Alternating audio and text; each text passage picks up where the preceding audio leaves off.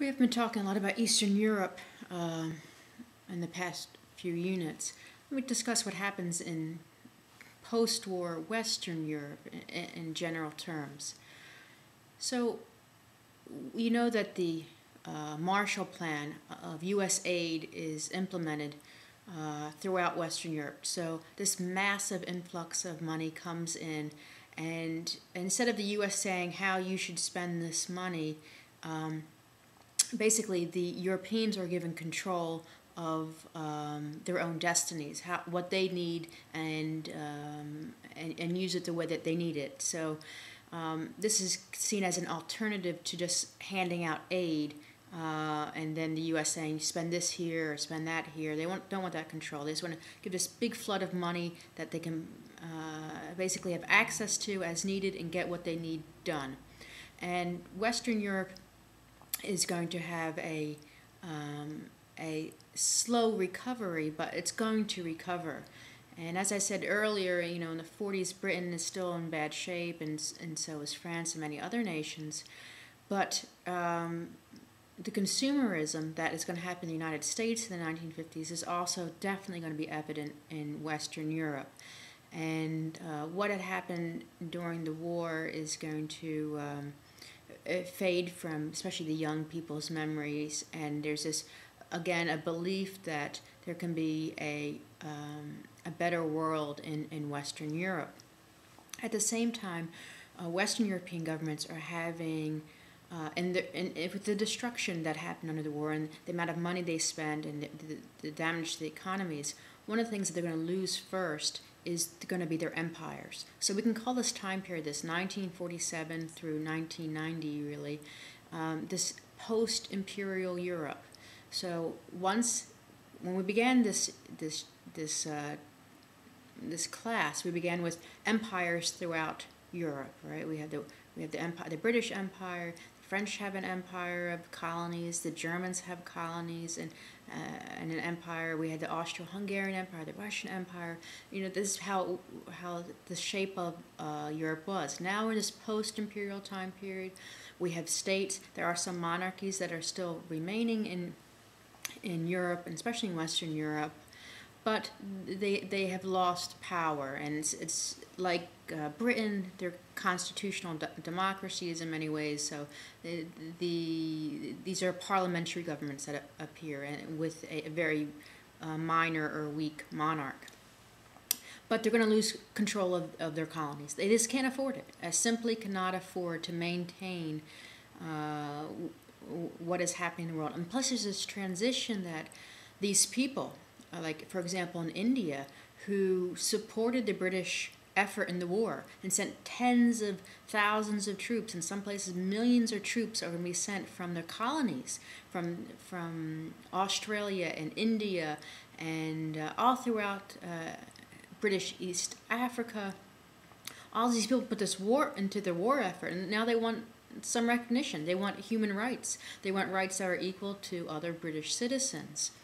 And the British are unable to navigate this new role in many places and lose control. One of the major ones that maybe you've heard of is in India. And this is the time period of Gandhi and the emergence of Gandhi and the destruction of the British Empire in India. And it's going to separate into three states: Bangladesh, India, and Pakistan. And this is a major disaster in this region. The British are unable to, they separate these nations based on religious differences. Pakistan's going to be a Muslim area, and India is going to be Hindu. But just like in Eastern Europe, that's a disaster because these people were integrated. There was Muslims and Hindus living next door to each other throughout this region. And millions are going to flee to the different borders. There's going to be border clashes. There's going to be tens of thousands of people who die in this transition. And it shows what's going to happen throughout the colonies. All the colonies generally end in disaster. And we're going to have to emerge from wars and civil wars and strife and dictatorships. And this post-colonial era for much of what we call the Third World at that time period is going to be in trouble, and there's no one's going to be able to really help mediate this. In terms of Cold War ideology, later in the 60s, the U.S. and Soviet Union get involved with trying to send money to these areas, to try to convince these governments of some, a certain path, but not when decolonization first happens. The first wave is this Indian South Asia region, and also in the Middle East. The French are going to lose control of Syria and Lebanon. The British are going to lose control of Palestine.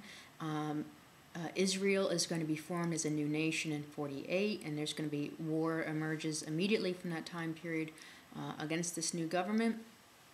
And like I said, general chaos throughout these regions. Power, people are searching for power, and like I said, oftentimes dictatorships are going to emerge in those places. The next wave, before I get to that, in 1954, France goes to war against trying to hold on to one of its major colonies, and that's going to be Algeria. And again, this is going to be a nightmare for the French, and they're going to be defeated in trying to remain control of this area. They're going to lose control of Southeast Asia, that region of Vietnam, Laos, and Cambodia. Those three states are going to eventually emerge, but this area was controlled by the French. The U.S. is going to get involved in the Vietnam section of it, thinking that this is a step of emerging communism, and try to. They have this. The U.S. has this theory of this domino theory that if one nation goes communist, the rest go with it.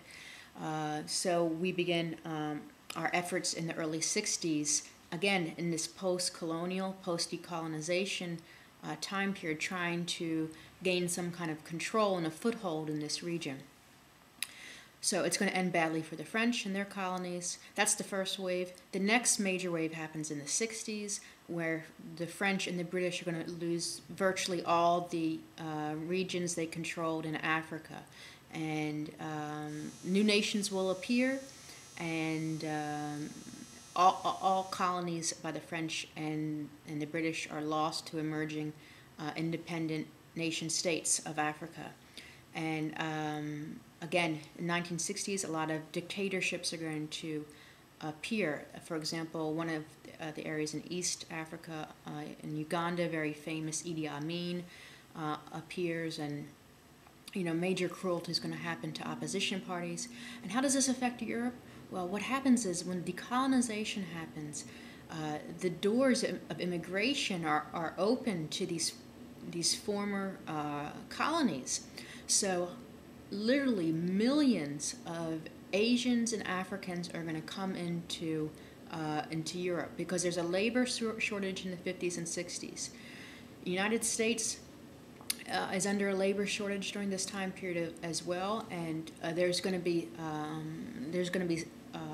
a looser immigration policy as well. That's why I said, like, for example, the Hungarians are able to immigrate to the U.S., but they're generally more picky.